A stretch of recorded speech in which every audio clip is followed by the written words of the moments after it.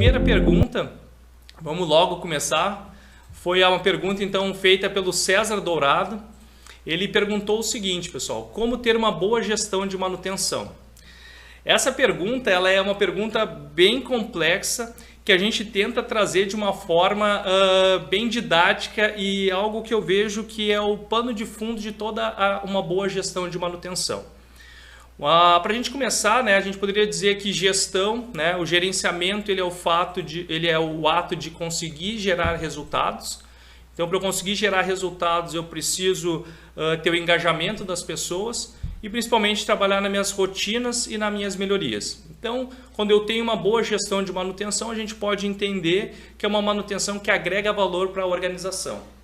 Então, a manutenção ela agregando valor para a organização, ou seja, conseguindo atender as expectativas do negócio, aí a gente pode considerar que é uma boa gestão de manutenção. As partes interessadas elas estão recebendo valor através dos ativos. Então, isso a gente pode conceituar como uma boa gestão de manutenção. Ok, Moisés, mas a pergunta é como ter uma boa gestão de manutenção. Então, vamos lá. Para quem nos conhece, sabe que a gente criou um sistema lá em 2016, no qual a gente traz 5 perspectivas fundamentais para conseguir guiar uma boa gestão de manutenção. Tá? Eu vou estar falando a respeito de cada uma delas dentro desse contexto de atingir uma boa gestão de manutenção. Tudo começa, pessoal, pelas diretrizes.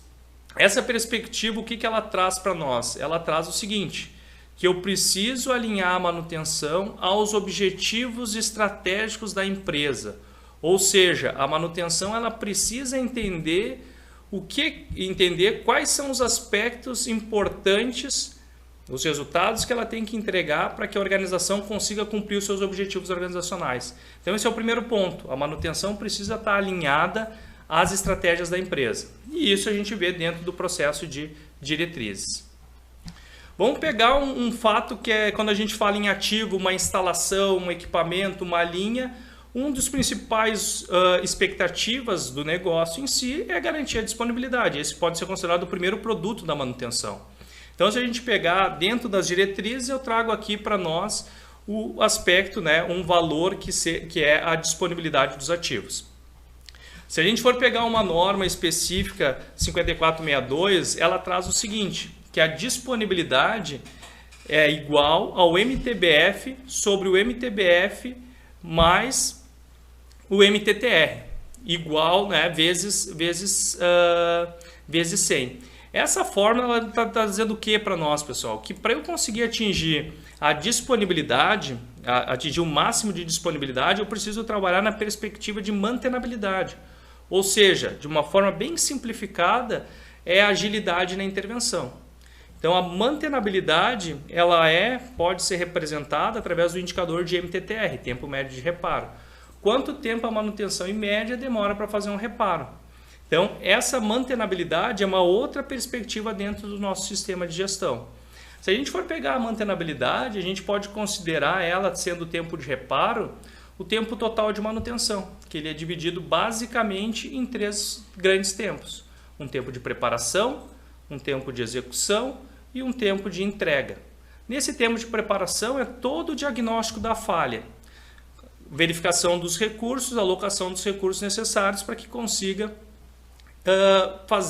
preparar a execução, que é o segundo ponto. Então, o tempo de execução é um outro tempo onde, de fato, o técnico ele vai estar fazendo a intervenção. O outro tempo que tem dentro do tempo total de manutenção é o tempo de entrega, que seria referente aos testes e entrega para o solicitante. Então, se a gente pegar o tempo de mantenabilidade, é justamente agilizar todo esse tempo. Uma outra perspectiva que a gente traz dentro dessa lógica é a confiabilidade, que o grande objetivo é evitar que os equipamentos falhem fora de um tempo previsto.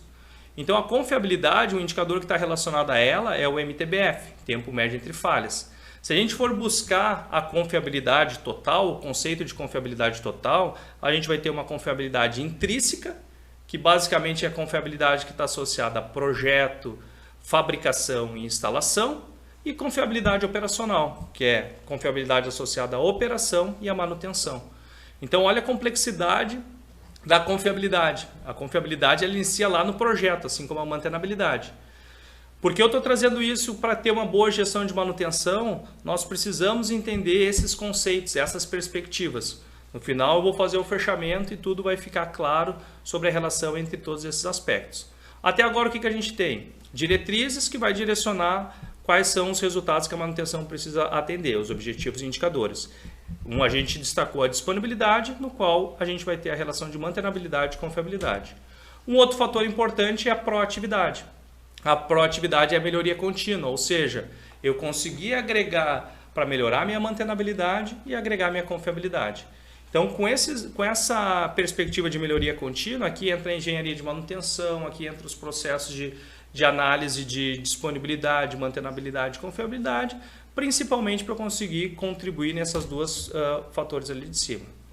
Complementando as 5 perspectivas, chega a excelência. A partir do momento que eu consigo trabalhar nessas 4 perspectivas anteriores, com certeza eu vou chegar num patamar de excelência, no qual não é simplesmente chegar, né, pessoal? Se manter no topo, se manter nesse patamar, exige que eu faça todo um processo de melhoria contínua trabalhando nesses fatores. Moisés, é só disponibilidade que a manutenção pode contribuir? Lógico que não. A manutenção ela deve contribuir para o desempenho, para o custo, redução, otimização dos custos e redução dos riscos. Então, se a gente pegar, pessoal, a pergunta do César Dourado, como ter uma boa gestão de manutenção, nós acreditamos para ter uma boa gestão de manutenção, eu preciso ter um sistema de gestão de manutenção com pessoas capacitadas e entendendo esses conceitos dentro dessas perspectivas. A partir do momento que eu consigo trabalhar em todas essas perspectivas, eu vou conseguir agregar valor para o meu negócio, trabalhando na satisfação dos meus clientes e no desempenho da manutenção. Então essa pergunta, César, muito boa, uma pergunta que faz com que a gente pense nessas perspectivas, faz com que a gente consiga entender um pouco melhor uma boa gestão de manutenção.